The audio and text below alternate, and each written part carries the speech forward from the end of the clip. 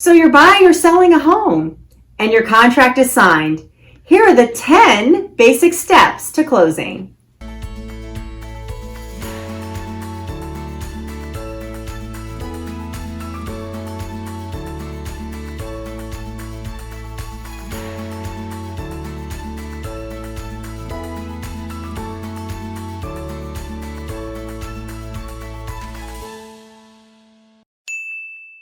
Number 1, receipt of the contract. When a buyer and a seller is negotiating a contract, one of the main objectives is to determine who's paying for the title insurance. Sometimes it's the seller and sometimes it's the buyer. Whoever pays the title insurance gets to choose who they want to use for the title company.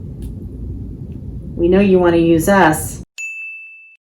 Step 2. After we review the contract, we make contact with both real estate agents. We want to make sure that we have all of the pertinent information that we need to move forward on your contract. Sometimes we need commission, sometimes we need phone numbers. All of that information is very important to the process. We want to make the transaction as smooth as possible. Step 3, finding out the date of the inspections. This is a very important aspect of the contract because the buyer has the option to back out of the contract during this time. So we want to make sure before we move forward that these inspections take place. Also, renegotiations could take place during this time as well. Step 4.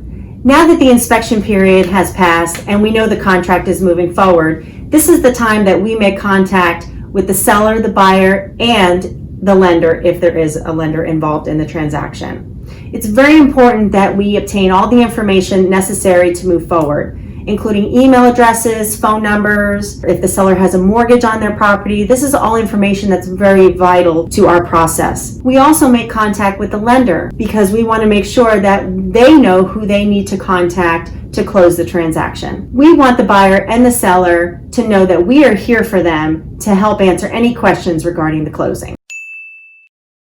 Step 5, ordering the title search and the municipal lien search. This is where we shine. We order the title search on the property because we want to make sure there are no liens or encumbrances that could hinder the title. As part of the title search, we go back as far as 30 years in the history of the property, sometimes even further than that if necessary. We also order a municipal lien search. This checks all the information with the municipalities, such as utilities for the water, garbage pickup for sanitation, or even permits. Sometimes it's not required. It does depend on where the property is located, but we do it if it's necessary. Step 6, clearing the title. This is where it can get a little crazy. Not really, but kind of really. Once we get the title search back, this is where we have to really check things out for you. We have to make sure there's no liens, there's no judgments or mortgages, and if there are any items that are needed from any third parties, such as death certificates, trusts, wills, things like that, this is the point of the process that we have to take care of those items. In some instances, depending upon the situation, these items could delay closing. Our goal is to close on time. Our goal is always to close on time. But sometimes there are things that are out of our control. But as soon as we know, we let you know. Because communication is the most important part of our process. Step 7, scheduling your closing. This is the part that could be changed just a little bit depending on cash or if there's a mortgage involved.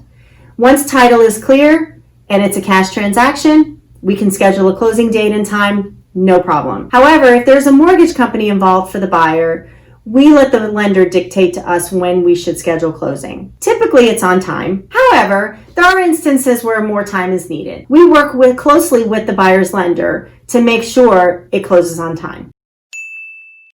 Step 8, closing day is here, the best part of the whole transaction. At this point, you'll meet in our office to sign your documents. We go over all of the documents with you, and we want to make sure you understand everything you're signing. We also notarize the documents for you.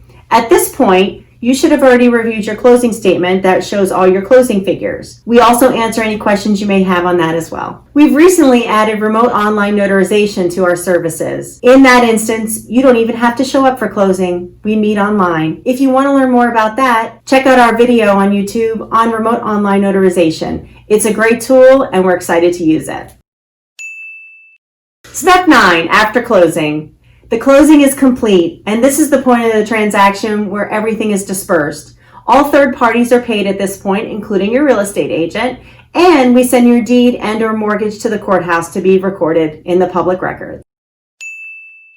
I bet you didn't think there would be a step 10, but there is. Step 10, post-closing. There's one more aspect of your transaction that you probably don't even think about. Once we receive your recording back from the courthouse, at that point, we prepare your title insurance policy or policies. We mail them to you along with your deed, and we mail the mortgage back to your lender, if there's a mortgage. We also, at that point, recheck the public records. We want to make sure that any mortgages that we've paid off are in fact satisfied. We also want to make sure nothing else has been filed against the property before we issue that policy. It's just one more level of security that we provide to make sure that you are protected. If you have any additional questions, make sure you contact Aero Title Services, your team behind the scene, at 772-888-9120. We're looking forward to taking your closing in the right direction.